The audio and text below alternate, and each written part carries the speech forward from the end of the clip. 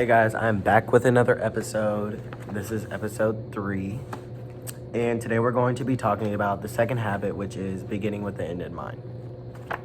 So, like I said in my intro to this series, I thought the end in mind was to just always have a goal at the end of whatever task you're doing. And in the book, it's claimed that habit 2 means developing a clear picture of where you want to go in your life. So I wasn't completely off. I was kind of relating it more towards your everyday life task, but this is like an end goal and what you see yourself doing in your near future. And so, beginning with the end in mind, questions you can ask yourself are, how do you feel about yourself, and has your personality grown? And beginning with the end in mind is a powerful way to help turn dreams into reality. So whenever I first read this line, I was thinking like turning dreams into reality. Oh, okay, so it's kind of like what you want to do and going and doing it. And that's kind of like relating to my personality personally, because like I said again in my intro video, I'm all about going and getting something instead of it coming to me. So all your future depends on are what your beginning steps are, who you hang out with, and what you want to do in your life. And so something that can be very, very influential on your success and your future are being selective about the people you trust, because your future hangs on whom you hang out with. And I find that completely true. If you're hanging out with a bunch of people who are party animals, they like to do drugs, stuff like that, you're not gonna go pretty much anywhere in life, and your college experience is probably going to be filled with parties and all of that, missing class and stuff like that. But if you were to choose a group of friends that are kind of like related to you in some type of way, like your personality's the same, your style, your hobbies, stuff like that, it can be very influential on what you want to do in your near future. And also, it's kind of not all on your friends. They don't determine what your actions are or what you do. It's all heavily determined on what you want to do. And what I mean by that is it's kind of like you decide what direction feels right to you. So if your gut feeling is, oh, I could go to this party and hang out with my friends, or your heart is telling you, no, I need to stay back in my room and study for this test that I have tomorrow. The decision is yours. Your friends do not influence anything other than what they want you to do. And obviously they're going to want you to go party. But that all determines what type of friends you chose in the beginning.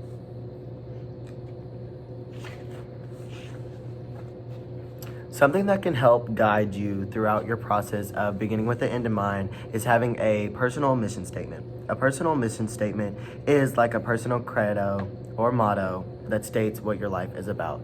So basically, it's kind of in different forms. Like you can tell yourself something every day. I'm going to be safe, responsible, and respectful. Key quote from our school. You can say that I am going to wake up every day being a happier person and working on myself continually. Or you can have a negative personal mission statement like, I'm going to make everyone mad today, I'm going to be evil or naive. And it's just simple stuff like that. A mission statement isn't limited to writing something on a piece of paper or typing it or just taking a voice memo of you saying it every day. It's kind of just what your beliefs are and what you want to do and how to make yourself better or worse every single day.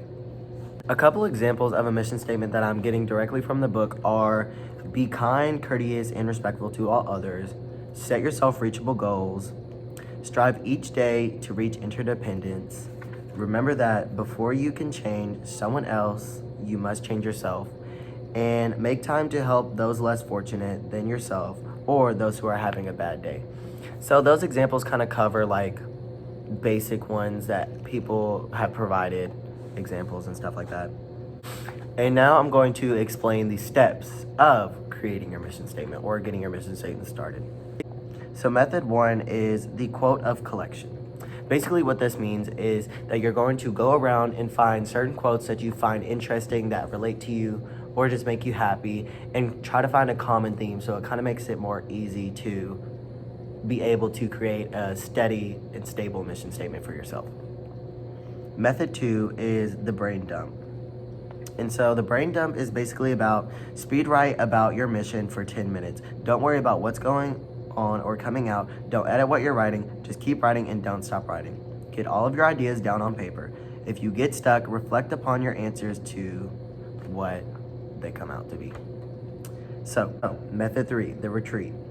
Plan a large chunk of time, like an entire afternoon, and go to a place you adore where you can be alone and turn off your phone. Think deeply about your life and what you want to make of it. I feel like this kind of is the most effective way to develop like ideas and goals and expectations that you set for yourself. It's kind of like you're on your own, no influences around you, and you're just thinking deeply about yourself and what, not always the bad things, but also the good things, and just finding a common theme of to what you want to happen in your life and what type of person you want to be. And then number 4, the big lazy. This one is basically saying a big mistake people make when writing a mission statement is that they spend so much time thinking about making it perfect, they never get started. You're much better off writing an imperfect rough draft than improving it over time and learning as you go. So basically what I got from this one is that you're basically not really interested in creating a mission statement for yourself. You're kind of just going with the flow basically. You're going with the flow and not getting it done. But this always isn't a bad thing. You can take snippets and time out of your certain days to like add a couple parts to a mission statement, but overall you have to get it done at a certain time. I'm not saying that there's a time limit or an expectation to where you need to have a mission statement, but it's not good to not have one at all. So having certain pieces and parts of a mission statement is better than not having one at all. And so what I'm going to end on when thinking with the end in mind, I'm going to end on turning your weaknesses into strengths. So basically what this means is that once you find yourself like creating a mission statement for yourself and really like figuring out what you're bad at and what you're good at, not that that necessarily matters, but it will determine what your mission statement is. So once you figure out those things, it's all about taking your weaknesses and turning them into strengths. You always want to work on the bad and more so use the strengths that you have to improve the weaknesses. And kind of making like a balance between them. You don't want to be really good at something and then really bad. Like say you're really bad at math, but really good at reading. Use your reading skills, however you would do that, and kind of like make a balance between them. Or overall make your weaknesses better than your strengths. And then also, this kind of relates to making your life extraordinary. So with all the strengths and weaknesses you find in yourself throughout your process of creating a personal mission statement, you're going to see that the world around you also needs help. You're not the only one in this world that has problems or suffering or anything related to that topic. It kind of like once you're making a better you, also make your community and your surroundings a better place to be or better people around you also. So basically, a very good quote that kind of like sums that all up is by Theodore Howard, and he said, "Don't ask yourself what the world needs, ask yourself what makes you come alive and go do that, because what the world needs is people who have come alive."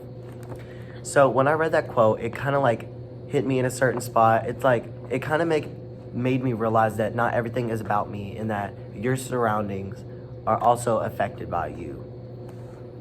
And so basically once you find yourself and kind of like find a balance and you agree with what you are today and come to a conclusion that yes, you're not the best, but you can become better, it'll also make your surroundings and the people around you become better people also. Let me think of an example. So it's basically like, say you're on a team. Once you start having energy and you're very hype about what you're doing, people will follow. It's kind of like the butterfly effect where one thing happens and another thing happens. It's all about being positive and also relating back to the first habit of being proactive. And that's all I have to really say about thinking with the end in mind. Basically, a quick summary would be always have an end goal and always hold yourself accountable to being a better person so you can affect others around you in your surroundings and overall make a better environment for everyone. And that concludes the third episode of my series. I hope you all enjoyed. And in the next episode, we are going to be talking about habit 3, putting first things first. Hope to see you all there.